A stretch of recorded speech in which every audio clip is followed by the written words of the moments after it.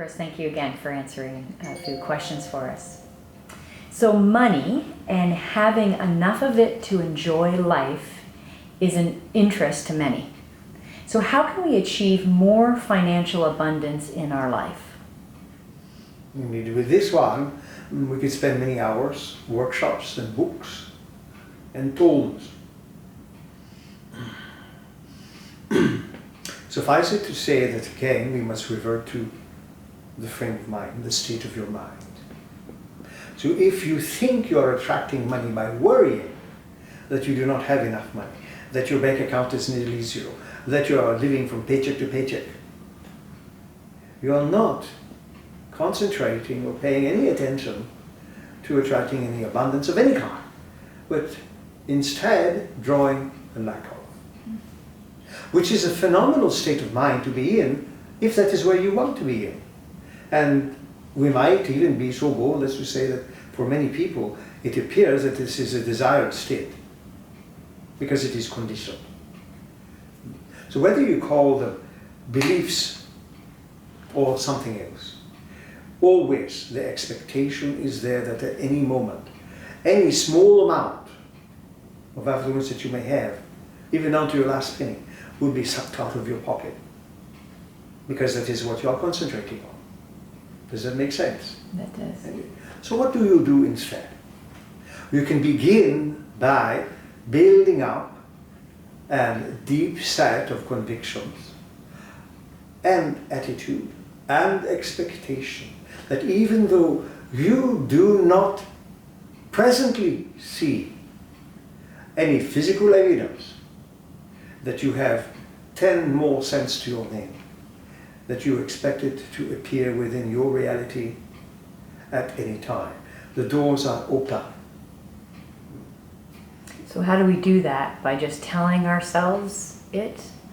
First of all, by no longer focusing upon the lack of, but instead shift over to the expectation that there is abundance coming to you.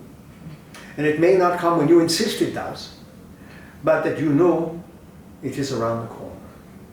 And begin to look for evidence even of the slightest. Perhaps to your surprise, you will find a quarter on the street. Perhaps to your surprise, somebody may say to you, a friend, relative, who knows, may say to you, look it, I have some extra. I am happy to share with you. It must begin somewhere. You must prime the pump somewhere. Even if you have to give yourself a quarter, $1, $10, $100. Give it. Allow it to come into your life in the most simple terms possible and build upon that. But you must start in what you call a realistic fashion. You cannot go from living on the streets expecting that tomorrow morning all the gold in Fort Knox will be delivered to your cardboard home. Because you have too many expectations that contradict that kind of reality from appearing with you. So you must start by cleaning house of that which produces the lack of, by concentrating on that which produces affectations to the new reality that you are inviting. And it is a powerful message because the same also applies to health. And we will say to you that diseases do not exist. You are pure spirit soul, you are pure energy. You believe that somehow or other your soul, your energy, has been trapped or imprisoned in a matter form, something dense and inferior to spirit. But that is not the case. Your bodies can and have always been attuned to your mind. Pay attention, attuned to your mind.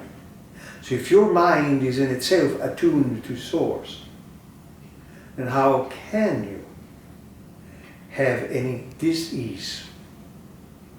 Because dis-ease exists within the mind. The mind, again, that state of mind, is responsible for your experience of the universe. It is the universe. So in your mind, when you are nicely attuned to Source, you are not attuned to lack of health. You are attuned to abundance of health. Does that make sense to you? So I'm not sure if I understand. I experienced breast cancer a few years ago. Indeed. So does that mean that I was not attuned?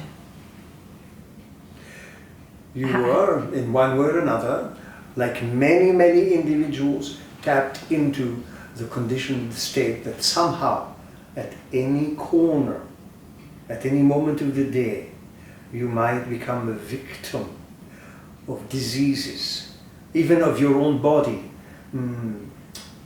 going haywire on you, fighting you, even against your own best interest. So what we are saying is that you can reverse all of those situations by making certain that the state of your mind is free of those situations you do not want to deal with, which in some cases may necessitate dealing with your own inner shadows. Those unpleasant, distasteful in your experiences that you keep within your mind.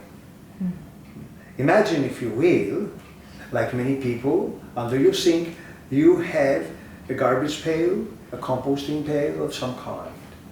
Imagine that you just keep putting stuff in there, but you never empty it. You keep putting the garbage, you keep putting food waste, day after day, week after week, month after month, year after year. What will happen to that which exists under the sink? It rots. Indeed.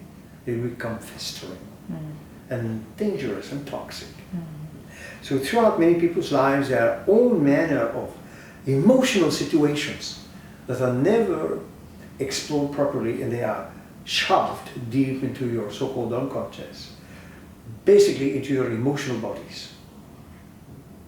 So you call them pain bodies. They are never properly addressed or treated. These fester. The body is then responding to the mind state. So it creates a situation to try and draw your attention. Look here. You have put something there that is in discord with the rest of the body. It is creating havoc. It is making a storm. Pay attention, please. And then the human being goes, go away, you're bad. So you stomp on it a little bit more, so you can make room for other refuse, waste, biological products. Does that make sense? That makes sense. Yes, thank you.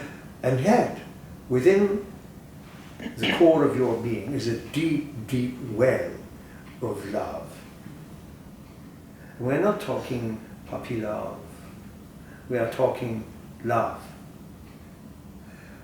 And that you have somehow or other learned to mistrust. That if you allow that love,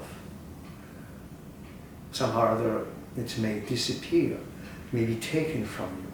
Because you base that often on Hollywood and Bollywood.